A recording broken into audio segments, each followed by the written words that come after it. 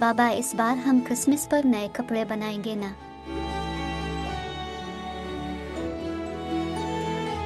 ए मेरे खुदा, मेरी मदद कर।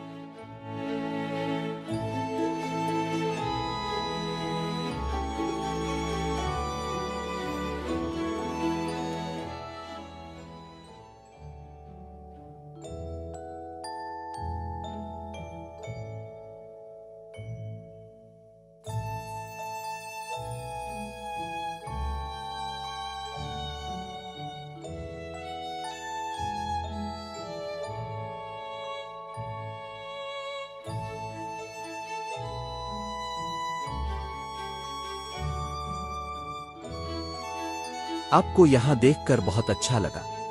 बच्चे आपको देखकर बहुत खुश हुए हैं। दरअसल हमारे इलाका में कोई क्रिसमस डेकोरेशन की दुकान नहीं है और बहुत अच्छा लगा कि आप यहाँ आए। अब हम क्रिसमस पर अच्छे से सजा सकेंगे। जी शुक्रिया, मुझे भी आपसे मिलकर बहुत अच्छा लगा।